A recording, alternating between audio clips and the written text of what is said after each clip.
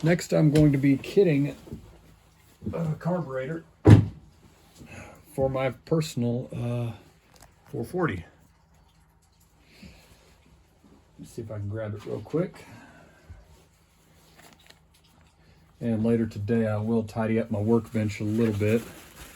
It's not bad, but definitely not as good as I want to keep it. I'm doing some rearranging in the shed right now. I've got new shelves built behind me to keep a lot of the saws on that I'm working on. All right, got the kit. This is a Zama for an MS440. I'm going to try and find a wall burrow to put back on it, because that particular 440 I've got, that's no 44 actually. It used to have a wall burrow, but I pulled it off for a buddy of mine. His saw wasn't working, and I've got several of these 044s. I like them, but I swapped him because his needed a kit, so I just swapped in my wall burrow off one of my 440s, and he gave me the Zama. After I do this, I'm going to try and just do this video working on, I've got a Echo 670 I'm going to do after I do this kit.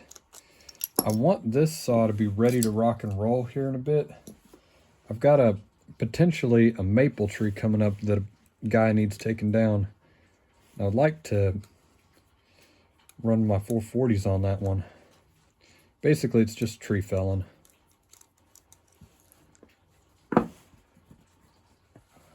So it's going to be fun.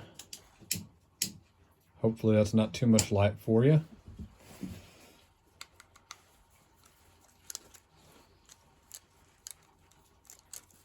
I'm a big fan of the 044, the MS440. All right, this kit does not look too bad actually. All right, the reason I'm kitting it, and I don't know if you can really see it,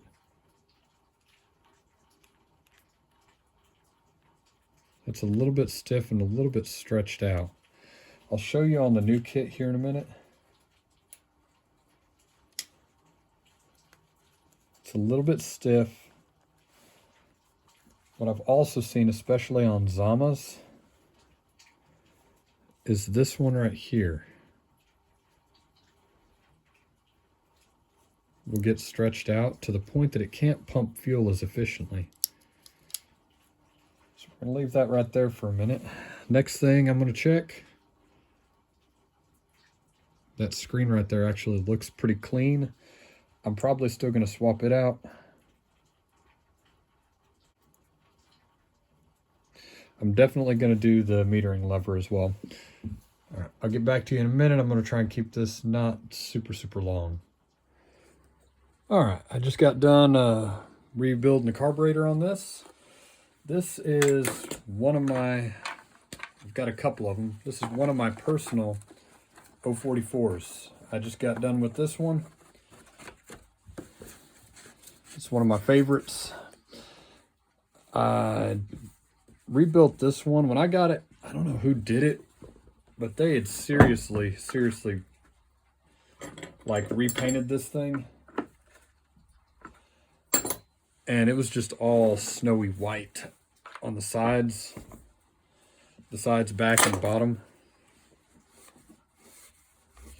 I'll see if I can bring you over here in a second, and I'll show you what I had to do to it. So I repainted it myself, stripped all the excess paint off of it. Like I said, it was snowy white. Looked quite terrible. The handle was busted, so I bought an aftermarket handle, cut this section off, because the rest of the handle was actually all original and in pretty good shape. Minus the fact that this section right here was just trashed. So this is all epoxy right here, and there's like high tensile strength plastic in there, the kind you use for bushings. Yep. I just rebuilt the carburetor on it. Spilt a little bit of gas evidently. I'll clean that up in a minute. And then we'll get on to that Echo 670. All right, here's the Echo CS670 right here. I'm gonna try and get this carburetor off pretty quick. There's something up in the carb on this thing. I don't know what, but it will not tune, and I do not have an air leak. I've gone through this thing a couple different times. This is the only thing it really can be. It's like there's something plugging up the carburetor, and I've had this happen on some of these older gray body saws, to where they end up with something plugging up the carb, or just something worn out in there, and it will not. I'm trying to remember if this thing just would not fatten up or would not lean out. Whatever it was bad. All right, so as far as the choke lever, that little bugger comes back this way. I'm not going to show the whole thing, kind of like on the last one. Kind of in a little bit of a rush here, nothing bad. Pull those little buggers out real quick. But I've got a brand new OEM carburetor right here. That is a Walboro. And this is a Walboro. Looks like it has the adjusters. I just got to shove them in. They might get lost. I don't know. Something like that. This is a brand new top end on this saw. So I do want the ability to tune it, so I may just have to forego that. We'll see what happens. I'll talk to you again in a minute after I get the new one in. All right, everybody. Well, you win some and you lose some.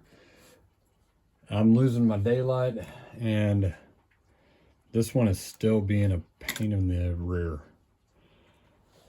I don't know why, but it's acting like it's not getting fuel, and it has brand new fuel lines, fuel filter. The reason I even got this saw and did any sort of rebuild is the top end was pretty much smoked, so it's got brand new crank bearing seals, crankcase gasket, cylinder gasket. I have pressure and vacuum tested this saw. There is legitimately no reason that it should not be getting fuel. I have even taken my pressure tester, my power probe. I'll grab it for you real quick. This little bugger right here, I have put it on the impulse line and made sure that I'm getting I am in fact getting impulse. I've also taken and done the trick where you put a little bit of grease on the end of the impulse line and it blows it out. I don't know why this saw in particular is giving me so much stress. I use an adapter plate to actually hook my power probe up in place of the carburetor, so there is no gasket on this thing, I don't think. It's like a steel. It's got a rubber intake boot that butts right up against the carburetor. When you tighten it down, it actually makes connection. So I don't know, maybe somebody out there knows why. I'm gonna get on Facebook and see if anybody else has had stress with these. Outside of maybe something going on with the spark or the spark plug, and it's starting to act like a fuel problem, which, I mean, it could be. I'm gonna dig into that a little bit. This is just one of my little projects. I'm not looking to sell it right off the bat or right now. That 660, I knew I could get it ready to rock and roll. Like I said, I got to make a few test cuts with it. That way I can show people it actually does run and pull. This one I'm just more interested in, running it. I've never run a 670. I'm starting to get a little bit disheartened now, because I was expecting this thing to be a little bit easier to fix than it's been. But instead, she wants to be temperamental. Yeah, CS670. Little bugger right there. But I mean, that is, I'm trying to remember, I think that is a brand new top end, brand new piston. Like I said, bearings, seals, gaskets. I just wanted to see if it was going to be run it for a bit, and if I want to trade it or sell it, I wanted to do that after I kind of determined how I felt about it. If it starts fighting me much more, it may end up just going in trade for something else, so I don't sink any more money into trying to figure it out. Like I said, I'll dig into it a little bit. Maybe one of these days I'll figure out why she wants to be so temperamental. We'll talk to you later. All right, everybody. I finally figured out what it was. This little pain in the neck right here was not taking throttle and acting kind of like it had an air leak. Now, before I did too much, I did a pressure test and a vacuum test on it. Did not have an air leak. Good seals, good gaskets, everything. I rebuilt this saw with a brand new top end, piston. Did basically the whole 9 yards. So I put a carb on it because it was acting like it wouldn't take throttle. You could start it up with choke. It would start right up on the first pull. It wouldn't idle for very long, and it wouldn't, it would idle for a little bit and not take throttle. Well, I finally made it back out here because, as I've stated before, work can just be a pain in my neck. And this was a problem right here. That is not a fuel filter. That is a tank vent. You can see it's got a solid end on it.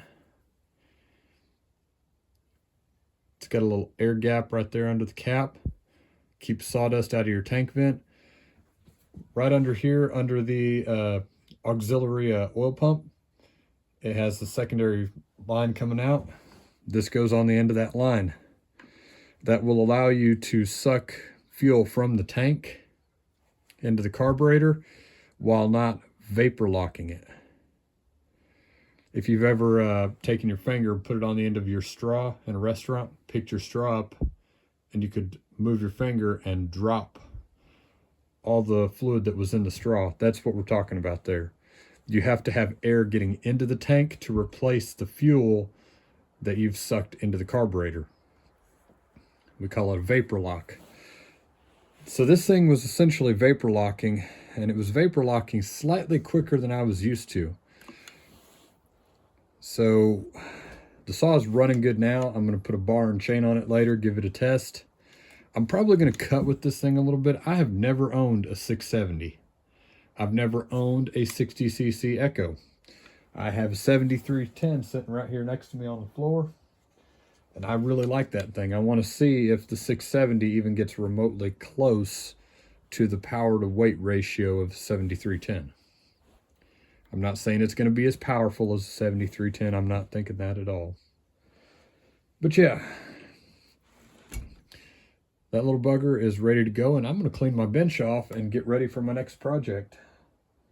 I'm thinking it's probably going to be one of my 440s that's sitting on the floor, or something I've been wanting to do. I want to do a little bit more work to my my clone 460.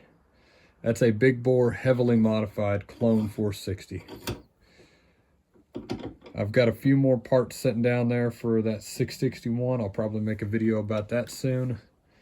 Overall, I'm happy. I've got two of my projects out of the way. The 660 for sale. The 670 for me to run and play with, see what I think of it, possibly sell it. Yeah. I will talk to you guys later. You have a good one.